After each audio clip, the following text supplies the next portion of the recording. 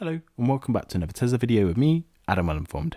I moved over from my last fossil fuel car in late 2020 and have been a happy owner of my Tesla Model 3 for over 2 years now. I haven't doubted my decision to own an electric car after owning both diesel and petrol powered cars, and I think it's no secret that there is a particular buzz with Tesla EVs, and the very heart of that buzz actually comes from Tesla owners themselves.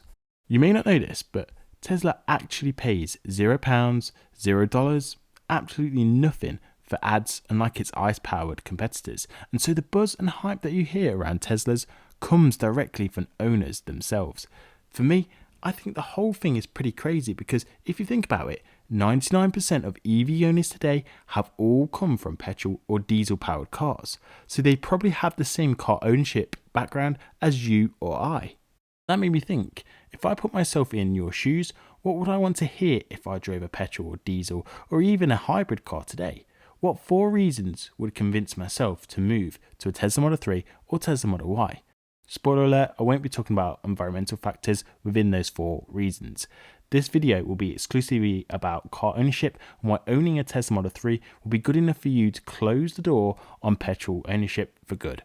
Right, so if you want to hear about why I think it's better suited to family life and why it's going to be so much cheaper than what you think, keep watching, hit that like button to show me some of your virtual love and support for Tesla and EVs, hit the subscribe button so you can continue on this EV journey with me, finally hit the notification bell so you're notified of all my upcoming electric car videos as soon as they're available. Right folks, let's fully get into it. Hitting with the most controversial reason to move to an EV, charging a Tesla Model 3 is way more convenient than refueling a fossil fuel car. In fact, if you have access to off-road parking facilities, it's an absolute breeze. And I mean this without bragging, it's empowering that you can charge from home on your drive. Think about it. Your time dedicated to charging is about 45 seconds just plugging it in, etc. And then it charges around you and your lifestyle. I remember back to my petrol driving days, I'd have to find a petrol station on my way on my journey or plan to combine it with a supermarket trip, whereas now I just drive home and for my circumstances, this is our sole family car and we're comparable to the average user, so we do complete around 9,000 to 10,000 miles a year. Therefore, if you do commute, you're picking up your kids from school, driving to the supermarket, visiting family locally, just doing your daily errands really, and then perhaps you're going to be a bit more adventurous on the weekends and even more so in the summer.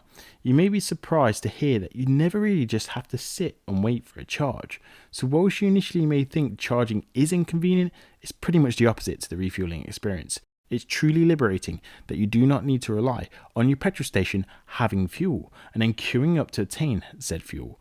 You have options too, and if you want to take it to another level, some EV users actually install solar on their home and then they've literally just made their own go-go juice or sun juice maybe, or yeah, you get what I'm trying to say. Others, simply may just have access to free charging at work. So while charging from home is the most convenient way, depending on your wholly unique circumstances, you suddenly realize if you have access to a power outlet, you can almost charge from anywhere, not forgetting to obtain the bill payer's permission. If you're about to say, what about long trips, Adam? Surely you'll just sit around waiting to charge? Well, yes and no. Even with rapid charging or supercharging, these are usually situated where you can securely plug in and grab a bite or take the other half on a shopping trip. If you're interested in a real life example, you can see my video on the longest road trip of the year on the top right hand screen for me. But to summarize, if you're not waiting around and you're doing something that you want to do, are you truly waiting? I've done around 5 supercharges this year. Every other charging session that I've done over this past year has been from home, and that came at a cost of around £100 for the whole year. The cost savings from going fully electric over petrol has just simply been off the charts for me, and that could be the same for you too. Moving on to pricing. Since the beginning of 2023, Tesla made the bold decision to cut prices of its vehicles, and this resulted in thousands being trimmed off the retail prices of its vehicles. Great, so why will that convince you to move to Tesla? They're still ridiculously expensive over a traditional German-made alternative, you may say. Well, did you know a Tesla Model 3 is now cheaper than a Mercedes C-Class here in the UK and the US?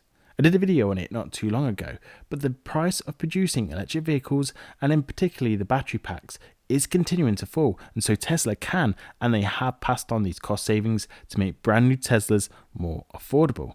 Now, if you're still screaming at your face at the price of a brand new Tesla, rest assured, these cost reductions have rippled into the used car market too. And over the past couple of years and up to Q4 of 2022, buying a used Tesla would retail around and over the cost of a brand new one. And that was thanks to high demand and a very limited supply. However, that all started to come crashing down in the Q4 of 2022 and the recent price cuts. They both made buying a used Tesla gem for a fraction of the price possible once again. So even if you're in the market for a 1 to 2 year old car, these changes have made buying a Tesla up front so much cheaper and has opened the door up to new and potential buyers once again. Moving on to my next point. If this is going to be your family car, there's no better car to transport your family than a Tesla. From safety to convenience. I mean, the structural design of the vehicle really highlights the areas of improvement not really possible with a mainstream petrol car, such as there being no transmission tunnel in the middle footwell area. This means you can say goodbye to footsie or the kids arguing over the footroom. And as parents know, that's simply priceless right there. Not to mention the space that you gain all around the car as well, such as the front, which I find very useful for isolating dirty items such as wellies or, in my usage case, a pumpkin. And to be honest, I use the underboot hidden storage for charging cables and just junk really. But hey, it's big enough for that, and it's even bigger in the Model Y too. There's also a variety of entertainment features such as YouTube and games to keep the kids happy on the touchscreen. If you want a full lowdown on the Model 3 as a family car, you can watch my exclusive family review video on the Tesla Model 3 on the top right of the screen now. But shifting our focus to a more serious note before moving away from the family viewpoint, Tesla has persistently been rated the highest safety ratings provided by regulators who oversee vehicle and road safety. Because of the electric car architecture, the structure of the car doesn't need to be compromised by the limitations of a petrol-powered car, which requires hundreds of thousands of more components to operate than a battery-powered car. Therefore, when you hear about the horrific stories such as a car being driven off a 250-foot cliff, the expectation of survival is slim at best. This particular story, a family of 4 survived this massive cliff drop. The car flipped multiple times before landing on its wheels. They survived, but it was reported that they suffered serious injuries. What really hits home for me is that the helicopter rescue team had this to say about it all.